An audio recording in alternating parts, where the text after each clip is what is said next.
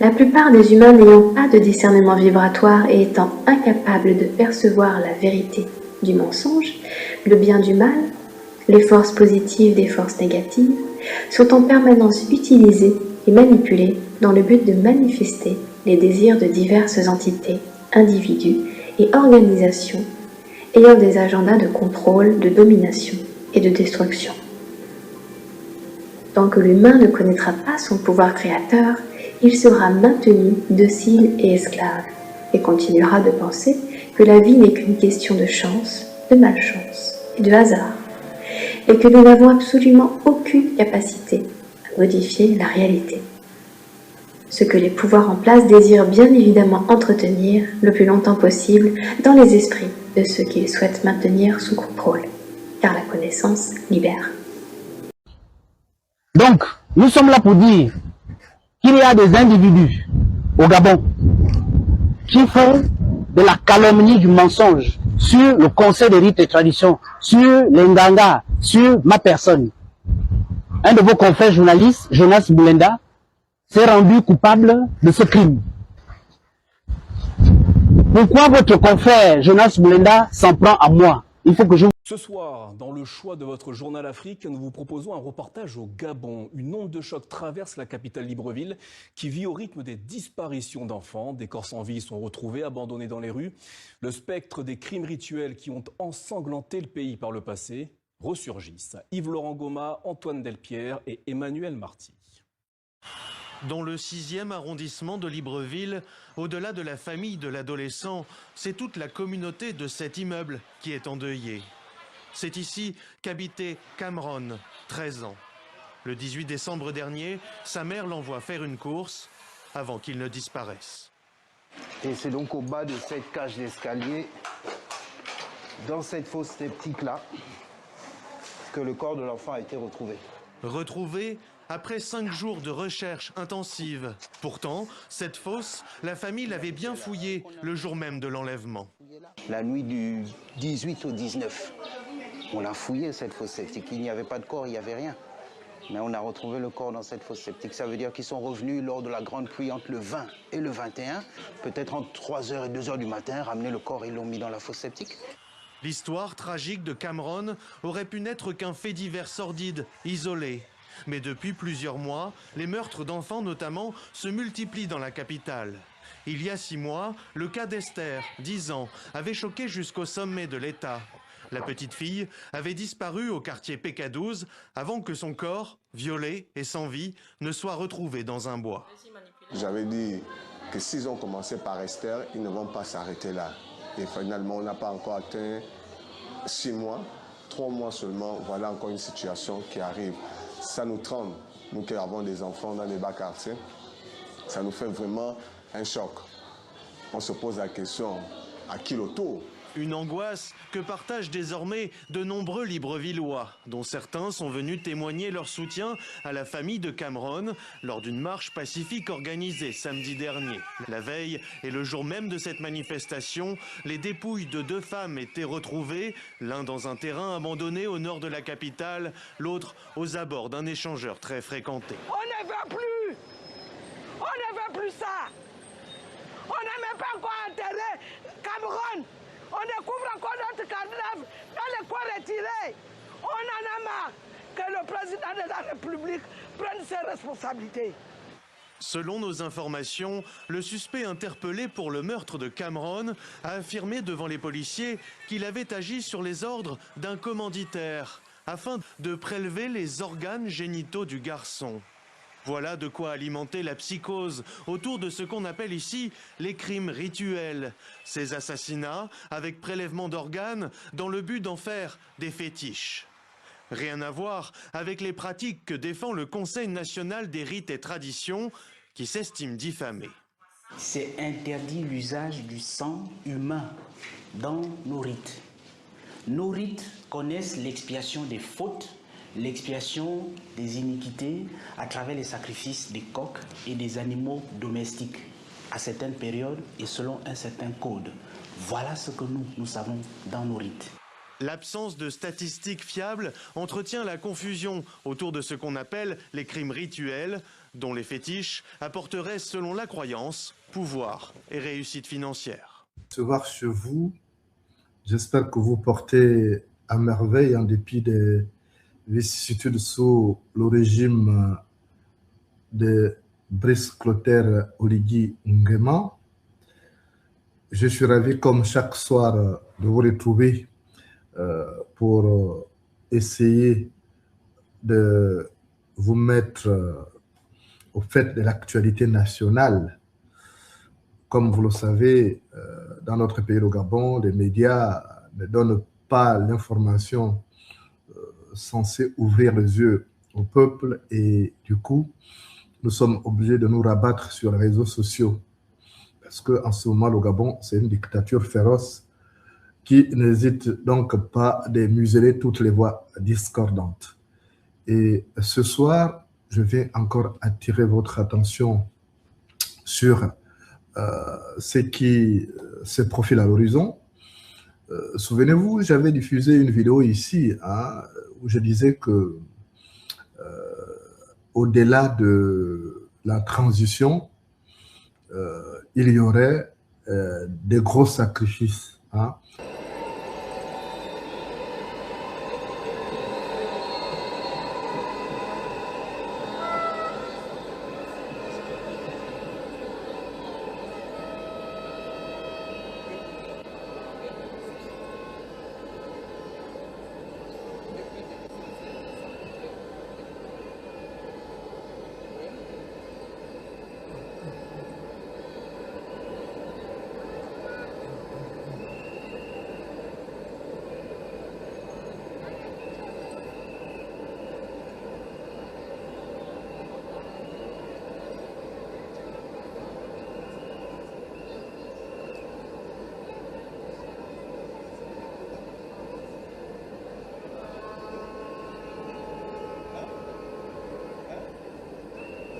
Estuaire, oyez!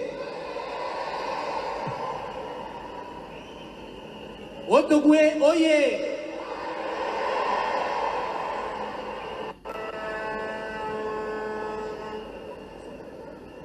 Moyen-Ogwe, oyez! Langounier, oyez! Lanyanga, oyez! Ogwe Ibido, oye! Ogwe Lolo, oye! Ogwe Maritime, oye! Wellington, oye!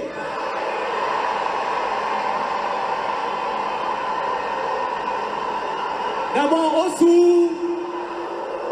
Gabon Mbembe! Gabon, oye! Gabon Ga, Gabon Jigi, Gabon Yeke, Gabon Bilolo.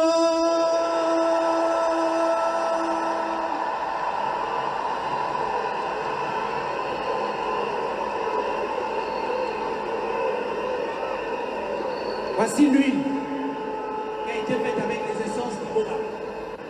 Je verse cette huile devant vous. Que tous les esprits du Gabon vous éclairent, qu'ils éclairent votre intelligence, qui vous donnent la clairvoyance sur les mystères du Gabon. Je verse cette huile à votre droite, afin qu'aucun vent, aucun mauvais esprit, aucune mauvaise force ne vienne du nord pour vous perturber. Aucune mauvaise force, aucune mauvaise énergie ne vienne à votre gauche pour vous perturber. Je verse derrière vous cette huile sainte, faite avec les écorces et les essences du Boga. Et je proclame, maudit soit l'homme qui vous maudira, béni soit l'homme qui vous bénira. Que tout homme qui fera des complots contre vous, contre le Gabon, que Dieu et les esprits du Gabon s'occupent de son cas. Dieu veillera sur votre arrière-garde, de nuit comme de jour, et vous irez droit, et vous resterez ferme et inébranlable contre toute attaque, quelle que soit l'attaque. Dieu est dans les cieux, les hommes sont sur la terre. Vous avez reçu le pouvoir de Dieu et aujourd'hui des esprits. Tous les ancêtres du Gabon sont derrière vous et ils vont vous guider vers le Gabon nouveau. Qu'à compter de ce jour, là où 2 ou 3 personnes se réunissent pour faire des complots contre vous ou contre le Gabon, que le feu sacré de Dieu les disperse et qu'il soit complètement neutralisé. Qu'à compter de ce jour, au Gabon, tout ce que vous allez commander, tout ce que vous allez ordonner, que tous les Gabonais, avec les cœurs et les esprits, se soumettent. Vous avez été choisis pour faire entrer le Gabon dans la 5e République, dans la lumière et dans la gloire.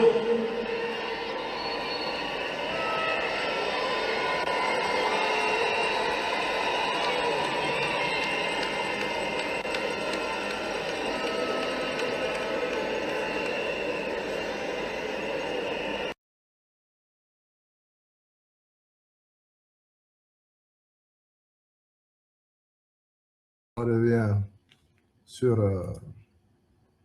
voilà. Donc, juste derrière Ndondon, là, il y avait un ganga habillé qui était paré de tous les atouts traditionnels. C'est lui. C'est Alain Didas, là. Alain Didas Nzengil. Le zigouilleur, le dépeceur. Parce que c'est celui qui avait dépecé Mayumbo. Et il n'était pas à son premier acte, il est habitué de faire. Et là, il a construit une maison, une grande maison, après tout, la route de Kougouleu. Il a un grand temple là-bas. Donc, faites attention. Faites vraiment attention. Il a un grand temple là-bas. Et il continue les activités avec leur gang là. On a commencé à découvrir des gens sur les rails sans organes, sans vie, tout ça là. C'est leur gang. Et ils étendent ça sur l'ensemble du territoire. Et après, Ndondon viendra dire, oui, non, ne fais pas ça, c'est lui qui va encore faire. Mais Dieu ne va jamais accepter ça. Des grands voyous. Des vrais voyous. Et ils font le tour du Gabon avec l'argent du contribuable. Pour dire après que non, voilà, nous sommes venus pour recenser les tradithérapeutes. Quel tradit? Moulenda, je vais le croiser ici en France. L'année là ne va pas finir, je vais croiser Moulenda. Sauf si Berne, sauf si s'isole quelque part, il ne sort plus. Mais je vais le croiser. Comme il dit qu'il est en Suisse, je vais souvent en Suisse, non? J'étais à Genève il n'y a pas longtemps. Je vais le croiser quelque part. Et tant pis pour nous deux. Parce qu'il abuse. Il abuse. Et quand quelqu'un arrive à ce niveau-là, il n'écoute pas, il faut le bastonner. Parce que je suis un homme. Tu ne peux pas m'embêter comme ça. Je ne gère pas le patrimoine que Moulenda, le même patrimoine que Moulenda a. Je ne drague pas la femme que Moulenda, avec qui Moulenda sort. Qu'est-ce qu'il a avec mon nom tous les jours, matin et soir? Je ne suis pas le seul activiste. Je le dis ici, enregistrer ça, parce que tous les lives où Moulenda m'a insulté, ou il m'a parlé, les lives où on m'insulte, je les ai enregistrés. Je sais, mais il insulte aussi les femmes tous les jours. Donc, le jour où je vais le croiser, je vais lui péter la... Parce qu'il ne peut pas se battre avec moi. Je ne suis pas en train de me vanter, mais Moulenda ne peut pas se battre avec moi. Je vais le frapper comme un enfant. Je sais de quoi je suis capable. Je vais le frapper. Et je vais le faire en live. Si ça a raté la dernière fois parce que je n'avais pas, mon téléphone était déchargé. Si mon téléphone était chargé, je me mettais en live, je le bastonnais. Les faroteurs, c'est bien de jouer les sbrouf. Mais demain, ça peut se retourner contre lui. Aujourd'hui, il est devenu le bras armé de Oligui Nguema. Il est devenu le chasseur des têtes d'Oligui Nguema. Mais demain, les choses peuvent changer. Dans un village, il y avait un homme. Il s'appelait Mumbina. Mumbina, c'était un grand chasseur qui connaissait tout le village et qui aidait tout le village. Et comme il aidait tout le village, il était acclamé par tous. Mais il ne savait pas qu'un jour, il tomberait en disgrâce. Parce que les humains retiennent le bien quand tu leur fais le bien à l'instant, mais après, ils peuvent t'oublier. Et un jour, Mumbina, grand chasseur de son époque, est allé en brousse pour une partie de chasse. Et ce jour-là, les choses ne se sont pas passées comme il avait prévu. Parce que il est tombé nez à nez avec un chimpanzé, le plus proche ami de l'homme, qui était devenu d'ailleurs rare dans cette forêt-là. Et Mumbina a tiré sur le chimpanzé, et le chimpanzé est tombé mort. Et quand il s'est approché du chimpanzé, il s'est rendu compte que c'est le chimpanzé qui était là et qu'il a pensé que c'était un homme parce que la ressemblance frappante avec certains villageois était vraiment quelque chose à s'y méprendre d'ailleurs. Et Mumbina a pris peur, il a pensé qu'il avait tué quelqu'un. C'est comme ça que Mumbina a couru au village pour dire « Ah, il faut que j'aille signaler cet homicide involontaire pour bénéficier de la protection. » Et lorsque Mumbina est arrivé au bout du village, il a commencé à sangloter, à pleurer. Il disait aux gens, sauvez-moi, aidez-moi, j'ai un problème, j'ai tué quelqu'un, aidez-moi. Et puis les gens disent, ça c'est qui? Oh, c'est Mumbina. Il dit quoi? Oh, il dit qu'il a zigouillé quelqu'un par erreur. Les gens disent, oh non, faut pas qu'il vienne chez moi. Et tout le monde a fermé la porte. Il est passé partout, dans toutes les maisons du village. Personne n'a ouvert la porte, tout le monde a fermé la porte en disant que ah, nous on ne veut pas accueillir Mumbina ici, sinon on va avoir des problèmes. Tous les villageois à qui il donnait du gibier l'ont chassé. Et après, il a cherché refuge dans un autre village. Et quand il arrive dans ce village-là, il trouve le vieux d'Nzambé. Et quand il trouve le vieux d'Nzambé, qui était au Cordegar en conciliabule avec ses administrés, et le vieux d'Nzambé, donc, lui dit, ben, écoute, qu'est-ce qui se passe? Oh, sauvez-moi, il s'enroule au sol. Déjà, la différence, c'est que quand il arrive dans ce village de vieux d'Nzambé, c'est que les gens l'accueillent, ils ne chassent pas comme dans son propre village où il était, où il a rendu de grands services.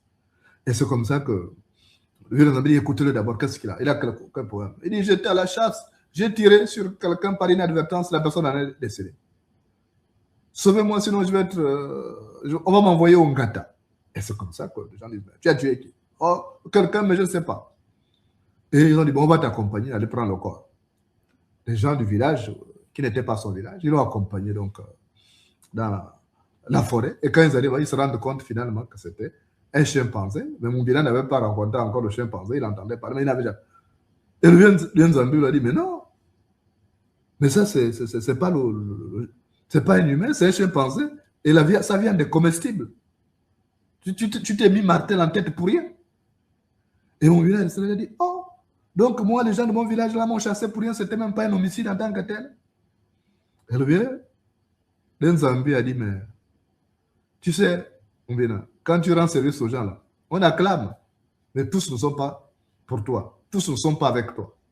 Et tu devais comprendre que désormais, parfois, ce sont les gens que toi tu négliges là, ou les gens que tu méprises qui peuvent te sauver. Nous, on ne te connaissait pas, on a entendu parler de toi parce que tu es un grand chasseur, mais bon, toi tu n'es jamais venu nous rendre service. Tu vois, c'est nous qui te rendons service aujourd'hui.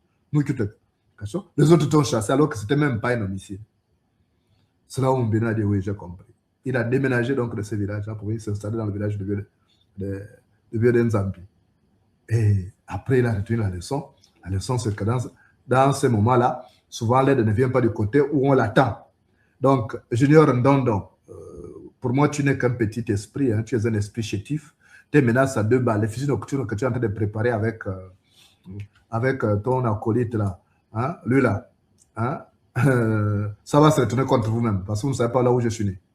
Mais vous avez du sang entre les mains. Moi, je n'ai jamais commis vos atrocités là. Je suis quelqu'un de sain. Je n'ai jamais fait ça. Donc, tout ce que vous êtes en train de préparer, les fusils nocturnes pour faire plaisir à Oligui, vous-même, vous partirez avant moi. Et j'aurai une fleur pour vous, si vous continuez à le faire. Donc, faites attention parce que chez moi, à Tsamba Magoti, chez moi à Chimazok, chez moi à Makatmangoy, chez moi à Tsotanzala, il y a un proverbe qui dit que les chiens qui jouent entre eux font attention à leur anus. Les chiens qui jouent entre eux font attention à leur anus. Donc, faites attention, hein, même quand vous êtes entre pervers là, même quand vous êtes entre les gens de double sim, il faut faire attention parce que demain, vous pouvez être rattrapé parce que la partie de la serviette qui est sur le visage aujourd'hui, c'est la même partie qui est sur la partie de la serviette qui est sur les fesses aujourd'hui, c'est la même partie qui est sur le visage demain. Merci de m'avoir reçu chez vous.